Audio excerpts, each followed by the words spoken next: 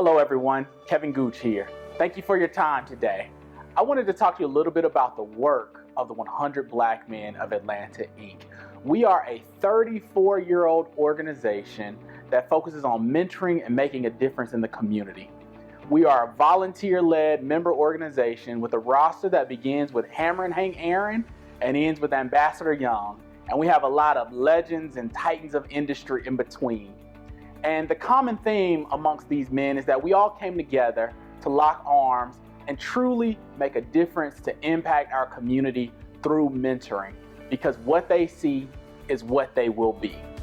We appreciate all of the support that we've received throughout the years and in 2020. But unfortunately, we've had to cancel 3 of our biggest fundraisers for the year. That would be our 100 Honors, the Celebration Bowl, and Divots and Divas.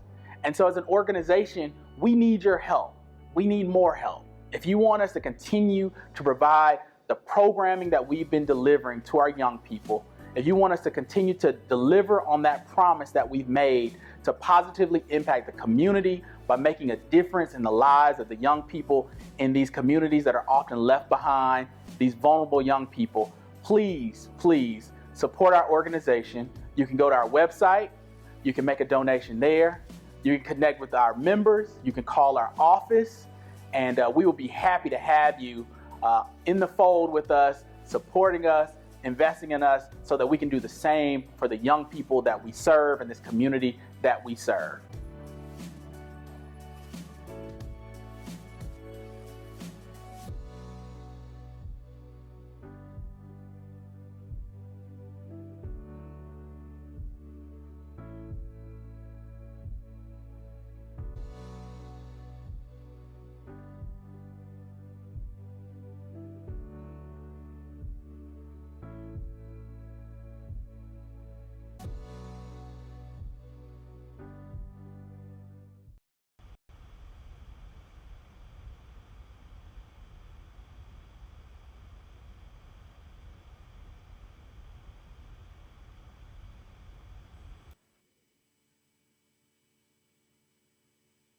Good afternoon, everyone. It is great to be with you one more time for our latest installment of Let's Talk Leadership. For those that are new to this event, it is a discussion around the leadership journey of a distinguished guest so that our young people, our scholars in high school, college, can learn a little bit from someone that has been on this leadership journey and hopefully help them navigate their future leadership journey. Today is one that is bittersweet for me because it is the last one with me as the chairman of the 100 Black Men of Atlanta, Inc. Join us tomorrow for the installation of our new chairman, Keith Millner, and that will be on at noon on our YouTube channel. So you don't want to miss it. Has a great slate of speakers and nice presentation for you. So please join us for that tomorrow at noon on our YouTube Live. Tonight, we are hosting our virtual fundraiser, Investing in Our Communities virtual gala that will feature the Fly Jock, Tom Joyner, feature Tommy Smith of the 1968 Olympic Games. We'll be honoring Microsoft Corporation. We will be honoring Grant Hill as he takes over USA Basketball, and we'll be honoring Jasmine Crow of Gooder for the work that she does in the community. And we have a great slate of events, great slate of speakers for that as well. We have some of our students talking to you. I'll explain some of the work that we've been able to accomplish over the last year or so. So please join us 6 p.m. on our YouTube channel for our Investing in Our Communities virtual gala as well. So I mentioned that this is a little bit bitter because it's my last one as the chairman of the organization, but it is also sweet because I get the opportunity to introduce you to my successor that I've been working with for the last several years. We came into the organization together in 2015. Keith has been the treasurer of the organization, and he's been the chair-elect for the last 2 years. And so I am confident that he is going to take this organization to higher heights as he assumes the mantle of leadership for this organization. And so I will do a brief introduction with Keith, and then we will jump into it and talk a little bit of leadership. So thanks for joining us today, Keith, and I'm so happy to have you. Hey, thanks for having me, Chairman Gooch. All right. So Keith is co-founder of Coaching Catalyst LLC, a boutique consultancy and executive coaching firm. His corporate and entrepreneurial career spans over 35 years in diverse industries, including president, Nationwide Financial Network, president, Georgia Market for Certus Bank, executive vice president, COO of Invest Atlanta, and principal strategic partnerships, North Highland Consulting. As an executive coach, consultant, and thought leader, he holds the following distinguished credentials: authored micro lessons on macro effects of microaggressions, courageous conversations on racism, attracting, retaining Black talent, institutional strategies to combat racism, and rethinking the business case for diversity and inclusion. He's a certified master practitioner of neuro-linguistic programming, NLP coaching, and timeline therapy from the Institute of Neuro-Linguistic Programming, professional certified coach, International Coach Federation, pro ski change management, crucial conversations and negotiation strategies. He has an MBA in marketing from the University of North Carolina's Keenan Flagler School of Business and a BA degree in economics from Guilford College, where the brother played quarterback when he was on the campus there. He's a certificate in information technology business strategy at TIAS Business School from the University of Navarra in Barcelona, Spain. His community leadership includes serving as 100 Black Men of Atlanta, serving on the 100 Black Men of Atlanta Board of Directors and as chair-elect since 2019. 100 Black Men of America Leadership Institute chair from National, the Housing Authority of Fulton County Commissioner and board vice chair, National Black MBA Association of Atlanta former board member, Leadership Atlanta alum, the class of 2018, the United Way of Atlanta VIP alumni, and founding member, Atlanta Symphony Orchestra Advisory Board. His personal mission is to be a change agent, equipping people with the mental, spiritual, and physical tools they need to excel. Again, he's a former collegiate athlete. He's an avid golfer who has completed several full and half marathons, climbed Mount Kilimanjaro, navigated Class 5 rapids, and is a certified scuba diver. So we got a real daredevil on our hands today and a great leader. And so, and he also is the owner of Jersey Mike's over in Edgewood Retail District. So go support Jersey Mike's and support Keith along the way. So Keith, glad to have you. And let's talk a little leadership, brother. Absolutely. Let's dive into it. All right. So tell us a little bit about your current professional journey. How did you end up here where you are today in your career journey? Well, it certainly has not been a linear path. It has taken a lot of twists and turns, ups and downs, switchbacks, to use a mountaineering term. But essentially, as I matriculated through my corporate career, from being an individual contributor to being a supervisor to being a manager, what I learned was that I really had a passion for developing people, for putting together high-performing teams, for trying to really understand what motivated individuals and what motivated teams to go above and beyond what they thought they could do. And as a result of that passion and that curiosity, I really started to invest a lot of time studying different leadership models. I actually became a bit of a nerd for all things leadership. A lot of people will read adventure novels or mysteries or romance novels. I get a lot of joy reading biographies and different things related to leadership strategy, leadership development. So over the course of my professional career, I really spent more time on the people side of the equation, and ultimately became a executive coach about 20 years ago when the industry was just getting started. Continue to develop and build my skills and my competency in that regard. And about 5 years ago, myself and my wife launched Coaching Catalyst, the executive and professional development consultancy. Okay, so now, when you were younger, is this where you envision yourself being as an entrepreneur with your coaching and consulting business, entrepreneur with Jersey Mike's, or where did you see yourself when you were young, Keith? Not at all, Chairman Gooch, not at all. In fact, I tell this story quite often. When I went to the University of North Carolina, Keenan Flagler School of Business, I was fortunate enough to be admitted directly from undergrad. So I didn't have any quote unquote full-time work experience, as did most of my classmates. And in one particular class, the professor asked everyone what they wanted to do upon graduation. And there were the typical things like investment banking, consulting, brand management.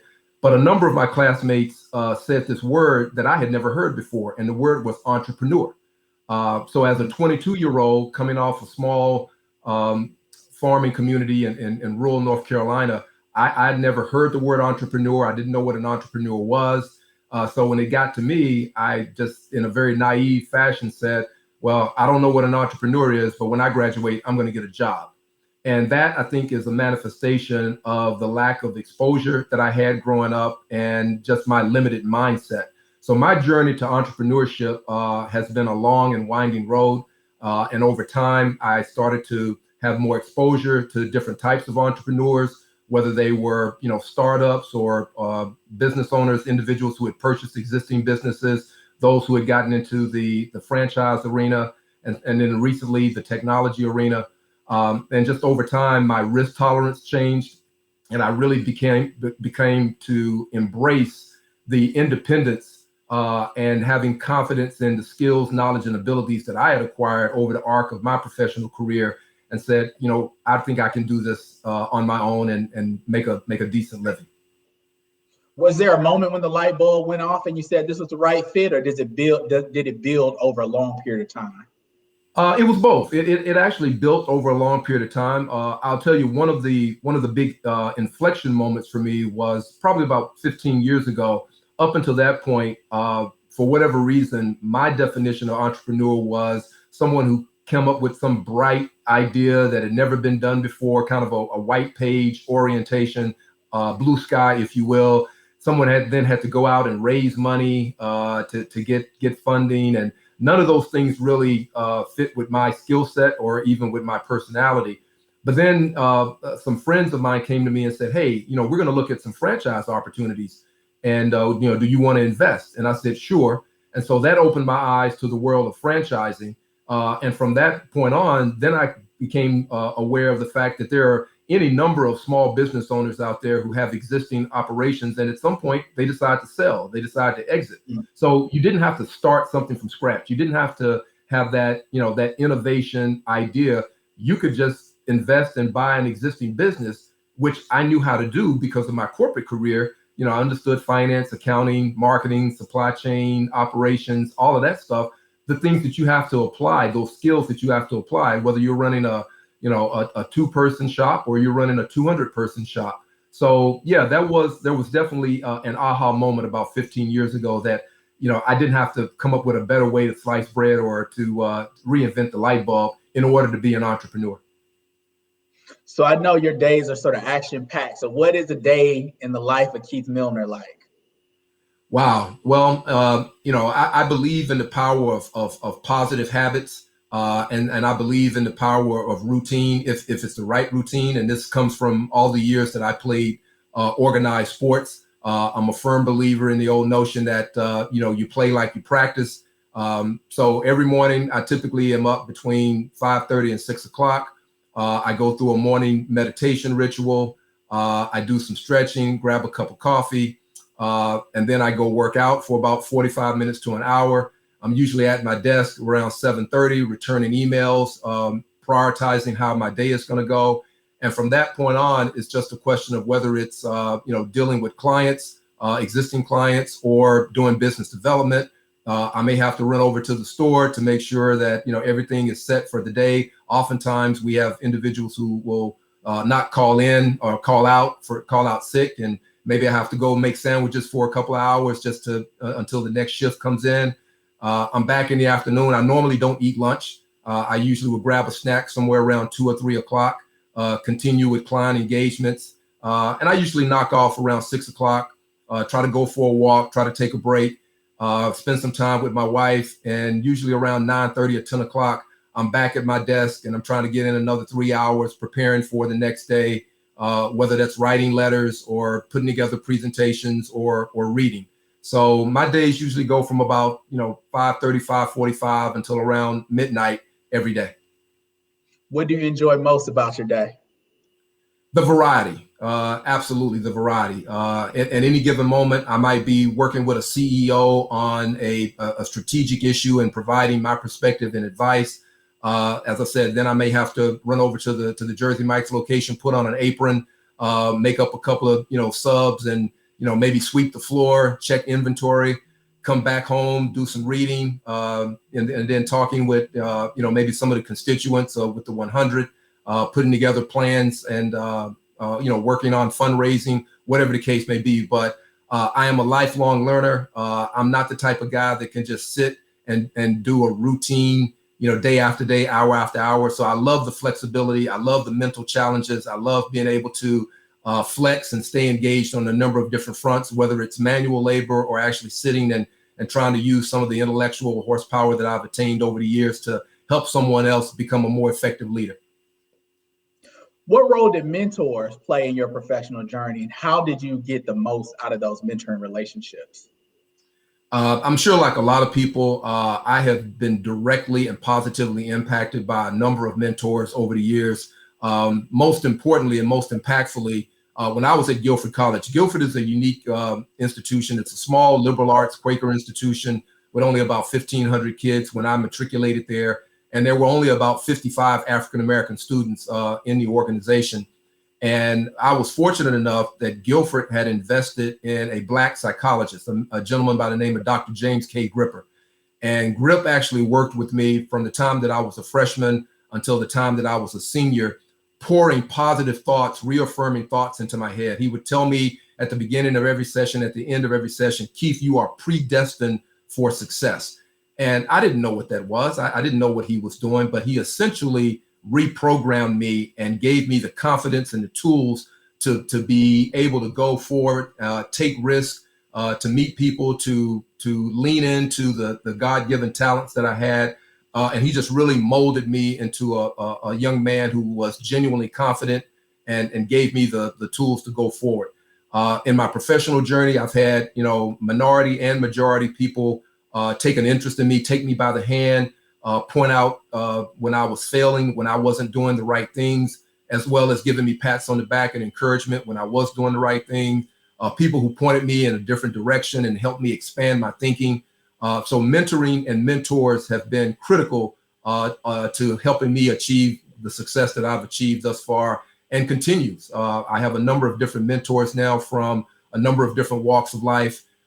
We tend to speak, if not weekly, then at least once a month or once a quarter. And it's the same topics.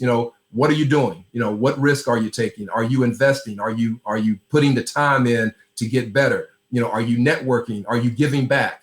A lot of the same questions that we tend to ask our mentees in our day-to-day work as 100 Black men. So let's turn the tables a little bit. As a mentee, you mentioned your mentors. As a mentee, what did you do to get the most out of those relationships? Or if it's a better question, what would you advise mentees to do that say, hey, I have a mentor, I don't know how to, work on a relationship, how to build a relationship. I don't know what to make of this person that said they want to mentor me. What should they be doing to get the most out of the mentor-mentee relationship? Sure. Great question. First thing is listen. I mean, you really have to listen and, take it in. Perspectives are important. Experience is important. Knowledge is important. And generally speaking, mentors are going to bring all of that to the table. But if you are so arrogant or cocky or egotistical that you think you know it all, or you are rejecting what they're telling you because it's so foreign to you, then you're not going to really benefit or maximize the opportunity. So first and foremost, listen. Right on the heels of listening is trust. Trust what they're telling you is valuable. Trust that they have your best interest in heart. Trust that they have walked the path that you probably want to walk or may walk one day. And there is a lot of knowledge that they can share with you that will prevent you from having to make the same mistakes that they had to make. And then third is be proactive. Don't just sit back and wait for the mentor to call you. Engage whenever you have questions, whenever you have doubts, whenever you have thoughts about what you could do or what you should be doing, or when you're forced to make some decisions And it could be something as simple as which AP courses to take in high school, which college to go to, which job interview to prepare for, or so on and so forth. Proactively reach out, give the mentor the opportunity to share with you. So listen, trust, and proactively reach out. And I think if you do that as a mentee, then that will put you in a position to really optimize the relationship with your mentor. So we talked a little bit about entrepreneurship. Mm-hmm. So you dove into the deeper end of entrepreneurship right before this pandemic hit, with the store, opening the store. So based off of your experience, what characteristics does someone need if they want to be an entrepreneur? Another great question, because again, I never thought that I was the type of entrepreneur that I would read about in Fast Company magazine or Inc. or any of those kind of articles that talked about, the risk taker, the visionary, the unbridled optimism that I can make it happen. In MBA school, they actually teach you to be risk averse. They actually teach you how to identify and mitigate risk, as opposed to how to seek opportunities and maximize those opportunities. So through my journey personally and with my investors, I would say the first thing is you got to prepare. You got to do your homework. You got to do your research. You've got to learn what it is that you're going into and what it takes, what other people have done to be successful. And that's whether you're starting your own business or if you're going into a franchise. Because even though franchises, have a model, a proven model, not all franchisees are successful. There are things that certain franchisees do and that make them more successful. And there are things that franchisees don't do. And sometimes it causes them not to be successful. So first of all, do your research. Second of all, you've got to prepare financially. Even if you are in a good situation in terms of your day job, or maybe you came into some money via inheritance or whatever, the fact of the matter is that if you're going to grow and expand, you're going to need access to capital. And in that access to capital, people are going to be looking at you not as an individual, they're going to be looking at you as a business risk. Okay. So whether we're talking about your credit score, whether we're talking about your cash flow, whether we're talking about your financial reserves, or your ability to actually go and get money from non-traditional sources, you've got to be prepared to have multiple streams of income or multiple financing sources. We ran into a situation when we tried to open our first store, just because it happened to fall into the middle of a pandemic. We actually were turned down by several major banks. Many of them, most of them had reasons. It had reasons to do with the pandemic, because we were a startup. We were in the QSR, quick serve restaurant business, and we had some construction. And those are three things that bankers tend to shy away from because the risk of default is pretty high. But collectively, myself and my partners, we had over 100 years of corporate experience. All of us had credit scores that were north of 700, 750. On paper, we felt we were, a very, very low risk, but the bank didn't see it that way. So we actually went through two major banks who turned us down. They danced with us for several months, and then we got to the finish line. They pulled the financing, and we had to pivot and had to go find, a non-traditional financer. But if we had not prepared, if we did not have all of our quote unquote ducks in a row, and if we didn't have the perseverance, it would have been real easy just to quit and throw our hands up and say, well, here we are again, a group of Black people being the victims of institutional racism, because there's no reason we shouldn't get financing. But that wasn't our mentality. That wasn't our attitude. When one door shut, we just went to the next door and went to the next door and went to the next door. And just to show you how things work, we're going to be opening 2 more stores in 2021. And we already have the financing for both of those stores secured, and we haven't even applied yet. So, we went from, struggling literally at the last minute to find somebody who would bank us, to now having, multiple financing sources basically competing for our business in less than 12 months. Wow. That's awesome. So the great Mike Tyson once said that everybody has a plan until they get punched in the face. Exactly. And we know this pandemic came along and it was a punch in the face for everybody. And so what were some of the obstacles that you had to manage through in your entrepreneurial journey when the pandemic hit, and how did you navigate them? Well, again, great question, and they were numerous. The one that immediately comes to mind again is the courtship that we had with the financing institutions and how they strung us along for literally months, and then pulled the rug right from under us, right before closing. So that one sticks out. The second one is just the process. I mean, you have to get a number of different permits to even start the construction, on your new place. And we had to work with the city of Atlanta, and the city of Atlanta shut down. And so their traditional permitting process was turned upside down. So we had to go to a third party inspector. We had to find creative ways to, get our plans in front of the people who made the approvals, and to actually get the physical documents, because they really weren't structured to provide online access. Some of these documents have to have official city seals on them. And there's a sequence of things that you have to do. You have to, it's kind of one domino has to fall before you can move to the next domino. So every single day it was a challenge in terms of making a phone call, asking for a favor, begging for somebody to literally go down to City Hall, go into their office, open up an email, and give us a yes response. And then, can we meet you on the corner of MLK and Edgewood to physically hand over the documents? I mean, it was things that we never anticipated. And of course, nothing that the franchisor had anticipated as well. So there was no manual on how to work with, the regulators and with the inspectors to do the things that we had to do in order to get the store open. And then the last one has just been hiring people. It has been a constant challenge to recruit and train workers to come into the store. The turnover in the QSR business is normally about 80%.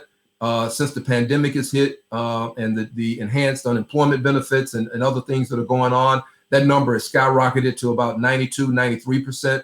So just having enough people to keep the store open is a constant challenge. Are there any lessons that you learned during the pandemic that will outlast the pandemic? Absolutely. You can never be too prepared. You just never can be too prepared. I mean, if you think you've got 2 financing sources that are lined up, go find 2 more, because chances are 2 of the 4, 3 of the 4 for some reason might fall through. That's number one. Number 2, surround yourself with like-minded people. I have 3 other partners, and each of those individuals are accomplished in their own right. All of them, with the exception of myself, are serial entrepreneurs. They also have very distinguished careers in the corporate world. And we marvel. I mean, we meet, twice a week. We meet on Wednesday nights, and then we have a long meeting on Sunday nights. And we actually sit down and kind of go through our business plan. We go through the prior week's sales. We look at everything from an operational standpoint, and we marvel. We said, how could one individual keep track of all of this stuff? Because all 4 of us have MBAs. So I would not be in this position if it weren't for my partners and, the partnerships that we have. Again, there are people of like-minded values, of like-minded character. We trust each other explicitly. Everybody comes to the table. We check our egos at the door. Everybody works. I mean, we don't have any prima donnas in the group. And so if you can find people like that, like-minded people, you can really go a lot further. There's no way I would be able to say that I am a Jersey Mike's owner, multi-store owner, or a franchise owner if it weren't for my partners. That's awesome. Let's talk a little bit about the 100. Sure. In your own words, tell us about your sort of road to the chairmanship and how did you get there? What was your sort of arc with the organization? And then what's been the most rewarding part of your time with the 100? Great. Well, Chairman Gooch, as you indicated, you and I came in together in the class of 2015. I was extremely humbled, to be accepted into the organization. Prior to my applying, I had actually gotten a list of the members at the time. I think it was around 2013 or 2014. And that list numbered about 140, 150 people. And I actually went down the list and counted, and there were at least 50 people on that list that I either knew personally or knew of. And every single one of those people I truly admired. I mean, they were captains of industry, they were successful entrepreneurs, they were community leaders, they were politicians, they were educational leaders. And I just said, you know what, if these individuals have selected the 100 to volunteer and to give their time, talent, and treasure, then certainly it's an organization that is worthy of mine if they will have me. So I was extremely humbled to be accepted into the organization. Had no real designs on doing anything other than serving, giving back. I really wanted to get into the mentoring aspect of it, and I really wanted to work with the emerging. But at the chairman at the time asked me to spend time on the strategic planning committee because he looked at my background and said, we need help over here. And so I said, sure. And from there, they asked me to put together the first member offsite, or it wasn't the first, but it was a member offsite that was coming up. So I organized that. And as you indicated, we had a changeover, and I was asked to become asked to become treasurer. And so at each step of the way, someone saw something in me and said, hey, you've got a gift to give. We need your talents and your expertise over here, over there. And I was certainly willing because I wanted to give back. In addition to the mentoring, I wanted to help, propel the organization in any way I could.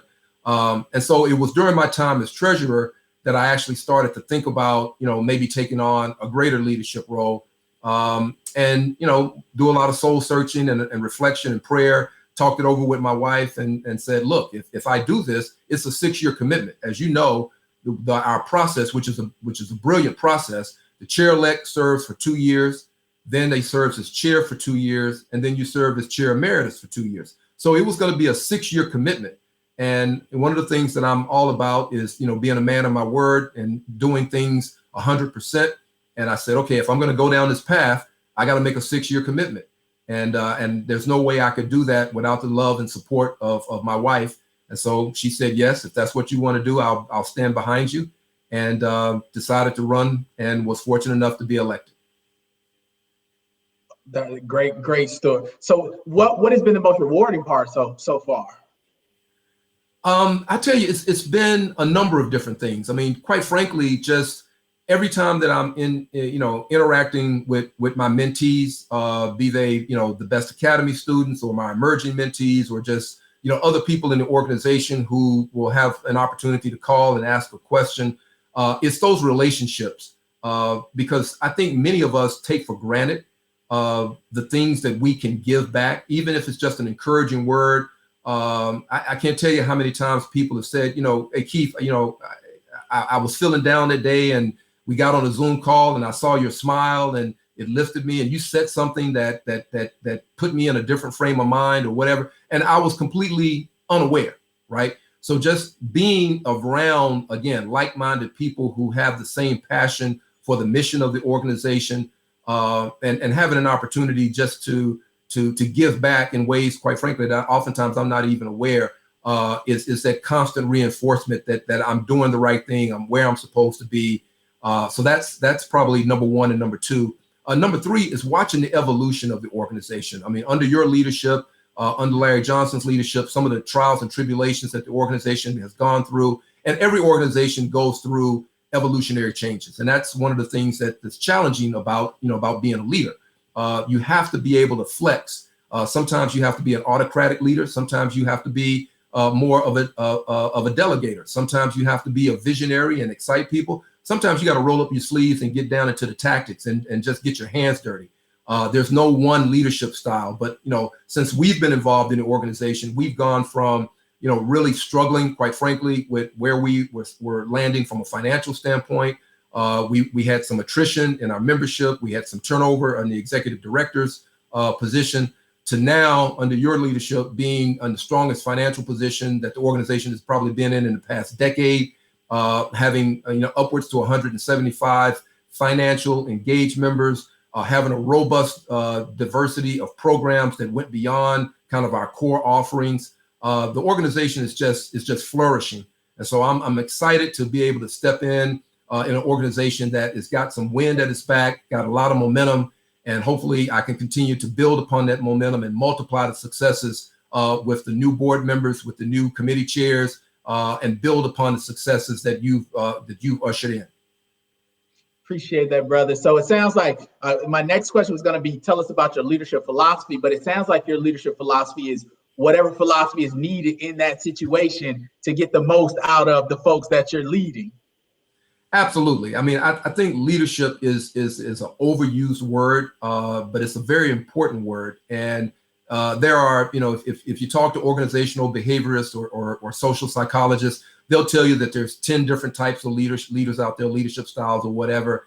But the fact of the matter is that there are some core tenets and core principles that all effective leaders demonstrate at some point or another in their leadership journey. And those three core things are character. I mean, you have to be an individual of strong character. Otherwise, people are not going to respect you. They're not going to follow you. The second one is competence. You have to have competence. You have to know what you're doing. You have to be able to lead from a basis of integrity, a basis of fact, a basis of skill, so that people respect your point of view and respect your opinion. And the third thing is communication. You have to be a good communicator.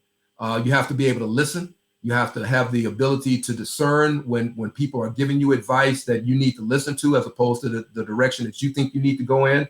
You have to be able to take that information, put it in a manner that other people can consume it. You have to be able to communicate in a very enthusiastic and consistent way.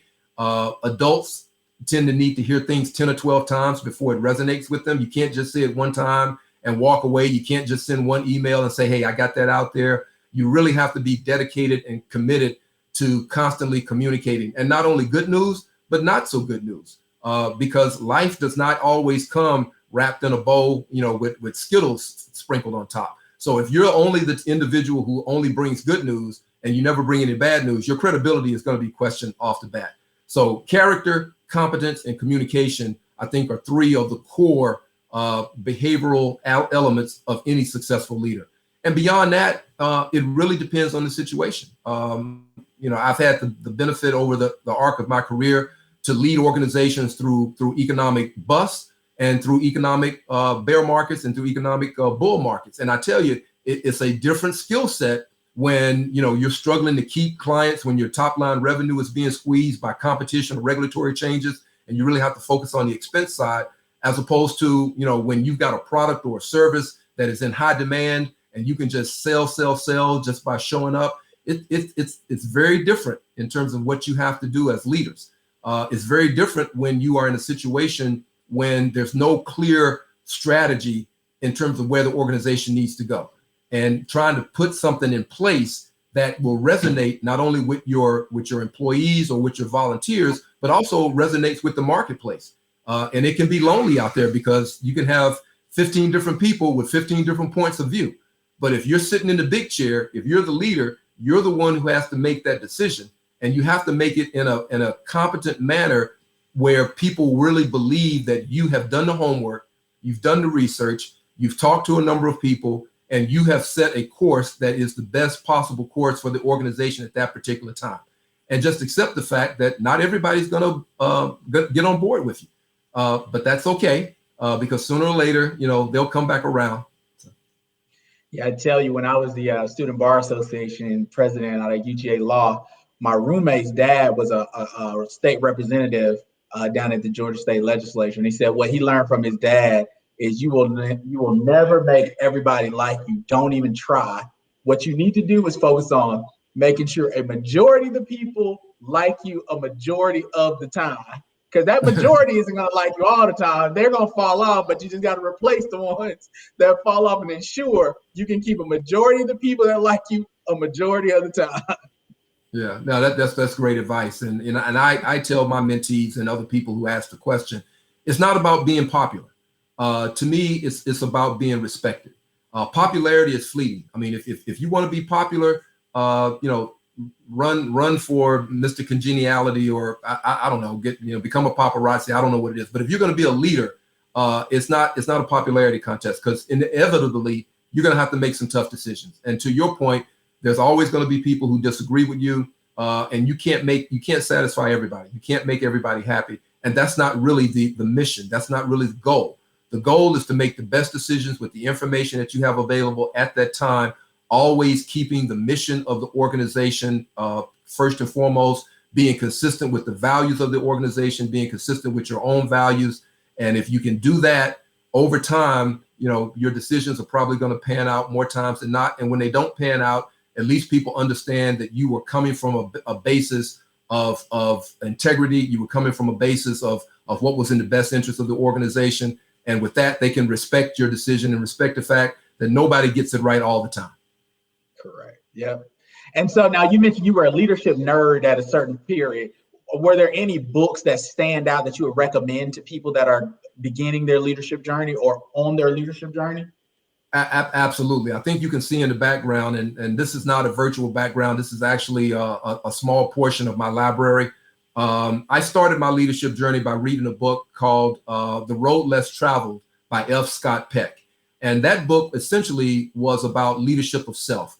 The behavioral theorists will tell you that there are 3 meta levels of leadership, and those 3 levels are leadership of self, leadership of others, and leadership of organizations or enterprises. And at each level of those leaderships, it requires a different level of competency and different skills and abilities in order to be an effective leader. But the core is leadership of self. And within leadership of self, it starts with your values. Do you know what your values are? Are you making decisions that are consistent with your values? And if you can do that, that gives you a North Star. That gives you a foundation from which you can grow. And then when you move into leadership of others, it becomes an opportunity to then identify what motivates other individuals and making sure that you don't assume that what motivates you is also going to be what motivates other people. Some people like the pat on the back. They like the public adoration. Some people are motivated by challenge. Some people are motivated by trust. So you have to really get to know the other people that are reporting to you or the people that are following you and really tune in to what it is that motivates them. And then having the ability to put them in the position to be successful. Many of us come to the table with lots of different skills, knowledge, and abilities, but there are certain things that we enjoy doing more than others. And it doesn't mean that we can't do other things. So for example, when I was asked to be treasurer, I'm not a numbers guy, but people think I am just because I used to work in the bank. That's really not where my passion is. I have to work hard to understand the financial statements and to keep all those numbers in my head.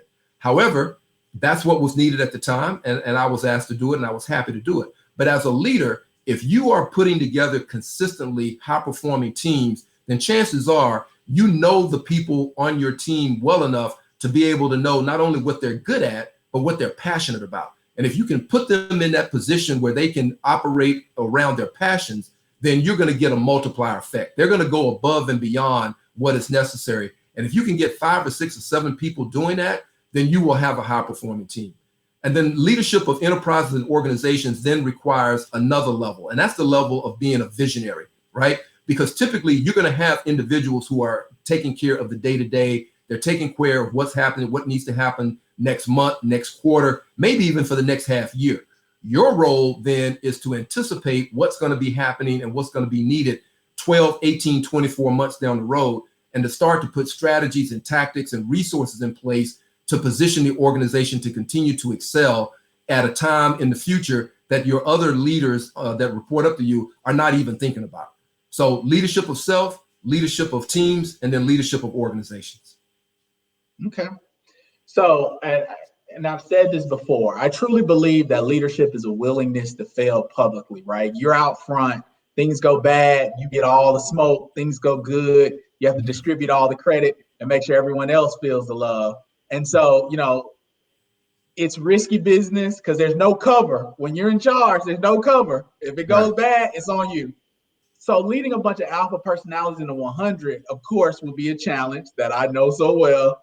Why do you want to do this, and what motivates you to deal with that daily grind of being a leader and managing the heat that will come with this role as the chairman of the 100?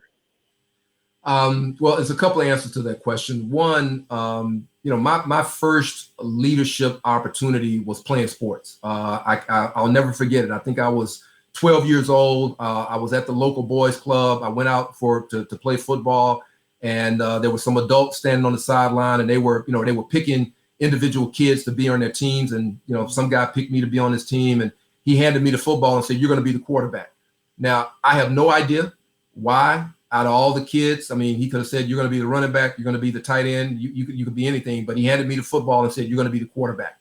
And that was my first formal leadership role. And from that time, I have never shied away. I've always been attracted to leadership opportunities, not just in sports, but in business and in my philanthropic and community give back. So stepping into this leadership role with the 100 is just consistent with my past and with my journey. I don't see it as a grind. I don't really see it as work. It's something that I love doing just because I love the mission of the 100. I love what the 100 is all about. And yeah, there are going to be a number of individuals who come to the table, with a degree of success in their personal and professional lives. They're going to have strong opinions. They're going to be great communicators. And you know what? That's because I'm that guy, right? I'm that guy. So I get energized by being around other, type A individuals, as long as, again, we are coming to the table with the same mission, with the same goal in life. And that is to execute on the mission of the 100. And I'm perfectly okay with, different points of views, different strategies, different tactics or whatever, because at the end of the day, we can agree to disagree. But as long as, the common goal is continuing to execute on the mission, it's going to work out. So. Okay. So then what's your vision for the 100 under your leadership? Like at the end of your 2-year term, what do you want the organization to look like? What would success look like for you? Again, great question. And, the people who came before us, Kevin, the people who framed the mission and framed the vision, they were brilliant, because every time I read the vision of the organization to become the strongest, most self-reliant, African-American led volunteer organization in the city of Atlanta, that is a paraphrase of our vision. So what I would hope is that when my administration is over, that we are much further along in that path, again, building on the successes that you have. So specifically, I want to double the amount of revenue that we have in our investment accounts, in our reserves. I want to multiply the number of students that we can touch and impact, mentoring, not only by using our direct membership, but by, bringing in like-minded organizations. So for example, I know Georgia Power has a commitment out there to have 5,000 mentors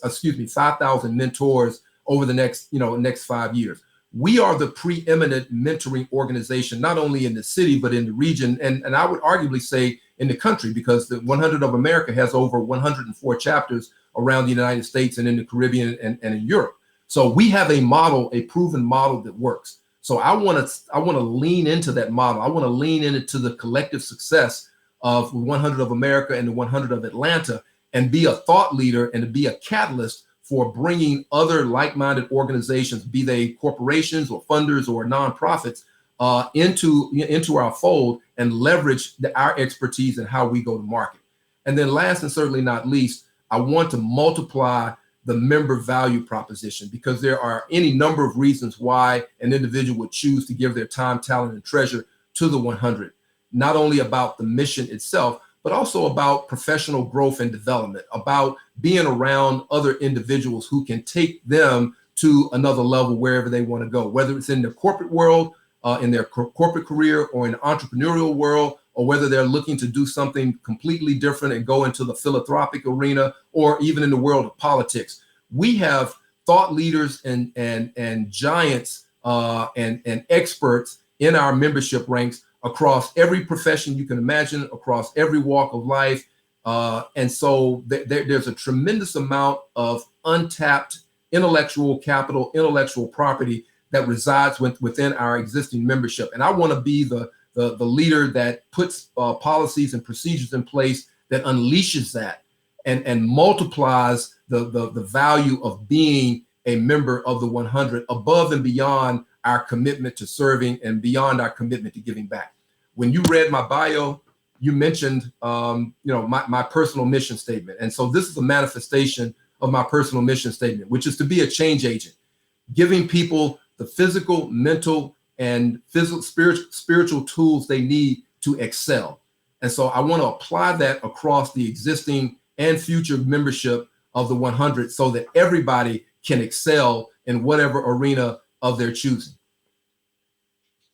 Man, you are good. You read my mind. I was about to ask you, what did you want your legacy to be as a leader? But boom, you just gave it to us. You just served it up. So thank you for that. So Absolutely. now let's go into sort of a little bit of a rapid fire session on just leadership, right? Mhm. What's one of your greatest successes as a leader, and what's one thing that you would like to have back to do over again? I think one of the greatest successes was during my tenure as president of Nationwide Financial Network.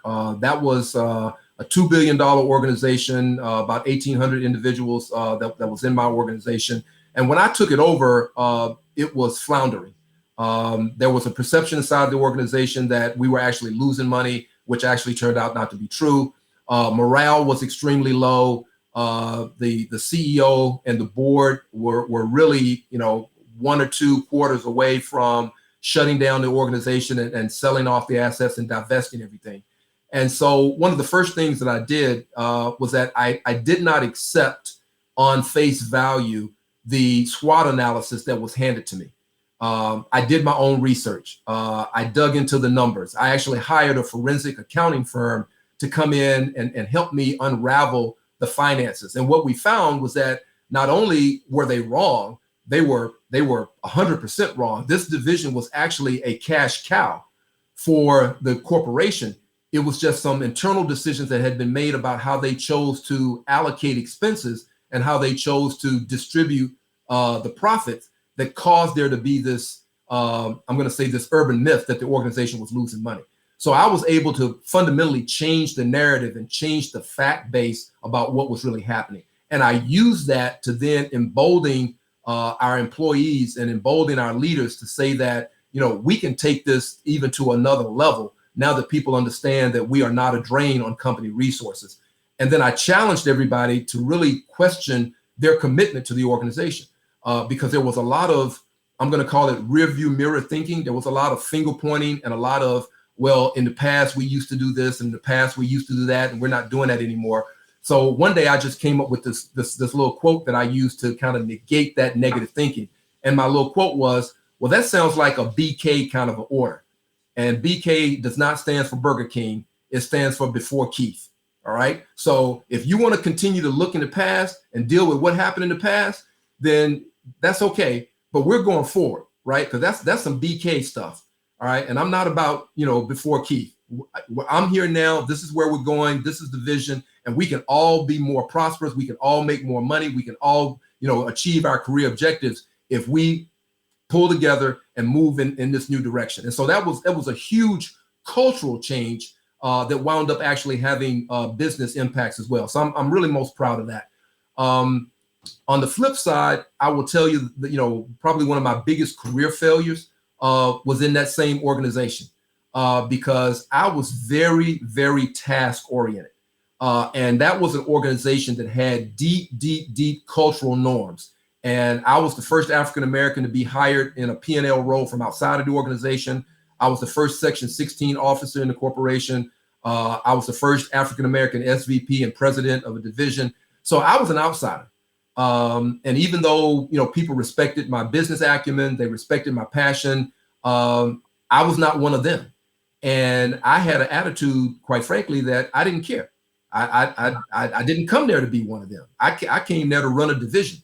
And ultimately that led to my ouster because the financial successes, the business successes that I was able to lead did not outweigh the culture.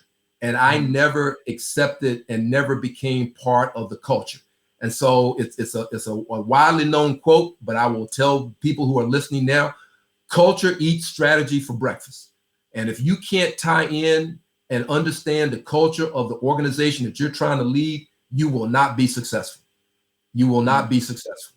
And like I said, even though I had a great run and I put a lot of points on the scoreboard, at the end of the day, I was voted off the island. So that was a failure on my part. Powerful words. And I always ask that question because I want folks that are tuning in to understand it's not if you will fail, it's when you will fail. And we all have had those failures along the way, but look at us now. Like we made it through, we navigated, we overcame, and we're here now. So I want people to understand that there will be failures along the way, but it's just how do you deal with them and how do you navigate them? couple quick questions before we wrap up here. So say you have an underperformer on your team. How do you motivate them? Well, as I said before, I mean, I always start with the individual. I usually just sit down and literally just try to have a very frank, candid conversation and just ask them repeatedly in a number of different ways. What is it that you want? What is it that you want to do? Is it money? Are you in the right role? Do you want to do something else? Do you want to be in a different division? Because everybody has gifts, everybody has talents. And sometimes it's just a question of trying to find what that talent is or put them in a position to be successful. But sometimes, they don't want to be successful, life circumstances, or they change their mind or whatever. But I always start with where the individual is. And then I transition to what the organization needs, right? And I say, okay, this is what we need. This is what you have. If there's a match, we can probably find a way to work it out. But if there isn't a match, then I go to my default phrase and I just say something to the effect of, Kevin, I'm going to do you and me a favor, and I'm going to free up your future. I'm going to give you the opportunity to go seek that which you desire most, because what that is clearly is not here with me and with our team. So how can I help you transition? Okay, so I know in your history of leadership roles, people firing at you, catching all the heat, catching all the smoke, you've dealt with some people that were just incredibly difficult for no reason. So how do you deal with difficult people and difficult conversations? I think that difficult conversation you kind of handled in the last one, but how do you just deal with difficult people? Like, they may not be someone that reports to you, so you have to deal with them. How do you manage them? Yeah. Again, another great question. So there was a time in my life when I was really focused on learning a particular style of martial arts, and I settled on this style called Aikido, Aikido. And Aikido is a non-confrontational, passive type of martial art. And the first thing they teach you in Aikido is a concept called blend with. So whenever you are confronted with someone, whenever someone is opposite of you, you try to get on their side. It's kind of hard to punch somebody when you're standing beside them. Just think about it. Try to punch somebody that's standing beside you. So I use that as a metaphor for dealing with difficult people. I always try to find a way to put myself on their side, whether I agree with their point of view or not, right? Because if I can do that, then immediately it's going to de-escalate the situation, right? You talked earlier about, one of the great leadership books that I've read, and Stephen Covey's 7 Habits of Highly Effective People is another one of those that's on my list. And one of the habits of highly successful people is to seek first to understand before being understood, right? So it takes a little bit of time. It takes a hell of a lot of patience. It takes a hell of a lot of swallowing of your ego. But if you can try to put yourself in that person's shoes, to try to understand where they're coming from, to try to stand beside them and see things from their perspective, oftentimes it will disarm them, because they're always expecting the pushback. They're always expecting, and they're preparing for the counter, right? And if you don't give them anything to push against, it's very difficult to have an argument with yourself, right? So ultimately, I try to disarm them. I try to get on the same page with them. And then if there is an opportunity, and I'm going to say sometimes there isn't always, but if there's an opportunity to put them in charge of the very thing that they're railing about so that they have some ownership, then they have to look at themselves and say, oh my God, what I've been saying, this path that I've been articulating, or this hell that I've been raising really is not productive. It really changes the whole dynamic.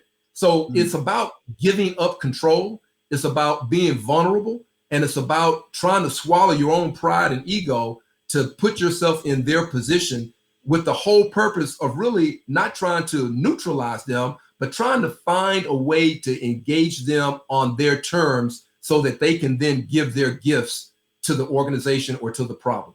And the challenge with all of that is it takes time. That's typically not a one conversation type of process. It's a multi-conversation process. It's a multi-touch point process. So as a leader, you're going to have to deal with the crap over that period of time until you can actually take those steps. But that's usually what I try to do.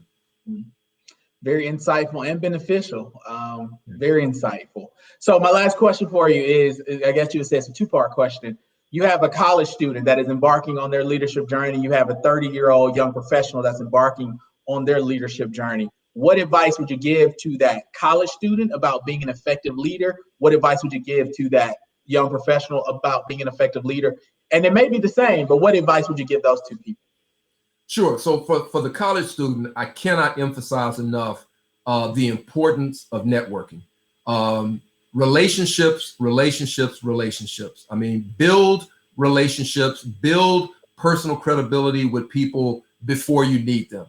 Give 3 times as much as you ask. Volunteer, ask how I can help. Do you need somebody to come in and do some work? Do you need me to do some research? What is it that I can do to help you? You want to build those relationships, not only with your peers, but with people who are already in positions that you ultimately may want to go into, and stay connected with them. Once a month, just send them a note saying, hey, I'm just touching base. I had a really good semester. I got 2 A's and 2 B's. I really should have gotten 4 A's, but whatever. Just continue to build that relationship and ask for advice. Hey, I'm thinking about taking these AP courses. What do you think? I'm thinking about applying for this internship. What do you think? So as a college student, start to build that habit and that discipline of building your network, right? And don't let it go. Don't just do it for a semester or for a year and then drop off and get all involved in everything that you're involved in. Be disciplined about it, because at the end of the day, it's people who are going to open doors for you. It's people who are going to shut doors for you. It's people who are going to put in a word for you when you need it and you don't even know. It's people who are going to say something negative about you that kept you from an opportunity that you didn't even know why you didn't get the opportunity. So build those relationships, right? And then for the 30-year-old, it's take risk. Take risk. What you think is a safe course of action probably isn't, right? If you don't put yourself in a position to grow and develop, then you're going to go through life, with onesies and twosies. It's kind of the difference between an incremental attitude and an exponential attitude. You mentioned it earlier in terms of a growth mindset, right? When you're young, when you're in your 30s, you've got, if you want, you've got another 25 years of productive work experience ahead of you. So what difference does it make if you take 1 or 2 years off to go back and get your MBA, or take 4 or 5 years off to go back to get your PhD, or step out of that great corporate job because you've got this great idea for a new app that's going to change the way people interact with, I don't know, whatever. And so go for it. Take the risk, because the biggest risk is not taking a risk, right? There's an old saying that whether you think you can or you think you can't, you're probably right. So think you can and go for it, because the worst thing that could happen is that you fail. And from failure, you gain a lot of experience so that you will be better prepared the next time an opportunity comes along, and you'll know what not to do that next time. Wow. Well, this has been great, man. Anything else for the good of the order? Hey, I just want to thank everybody for tuning in. And again, whether you're talking about Chairman Gooch and his approach, or my approach, or people who've come before us, there's a lot of different ways to be successful. Just find your passion, find your values, go for it. And remember, if you don't set really, really big, audacious goals, then whatever you achieve is probably going to be less than what it could have been. What's the old saying? Shoot for the stars. And if you land on the moon, then you still are far above where everybody else would have thought you could have gotten to be. So be bold and go for it. Well, in closing, join us tonight, 6 p.m. YouTube channel, 100 Black Men of Atlanta YouTube channel. There's a lot of great content there, but join us there tonight for our Investing in Our Communities virtual gala, where we'll be honoring Tom Joyner, Tommy Smith, Microsoft Corporation, Grant Hill, Jasmine Crow. We will be hearing from some of our students, and we will give you a breakdown of some of the stuff that we've been able to accomplish over the last year and a half. You don't want to miss it. Join us tomorrow for the installation of this brother, Keith Millner, the installation of Sid Barron as the chair-elect, and a couple other officers and directors of the 100 Black Men. That is at noon tomorrow on the same YouTube channel. A great program has been designed and put in place, and we would love for you to be a part of it with us. And Keith, I just want to say it has been a pleasure serving with you, brother, in the trenches together. I'll still be on the board and working with you going forward. I am always here, a resource, willing to help however you need me. Just let me know. I look forward to you taking the organization We plugged the holes in the foundation. The house is no longer on fire. I look forward to you picking out some great paint, doing all the extra stuff, all the luxuries that we need in the house done, and taking us to a much higher level and helping us soar to new heights. And I am confident that at the end of your 2 years, we will be better off as an organization than we are right now. And so just looking forward to being rubbing elbows with you and working to make that happen. So good luck on this journey. Again, if you need me for anything, I am here to be supportive, and I wish you nothing but the best, brother. All right. Thank you. All right. Have a good one. All right. Bye-bye.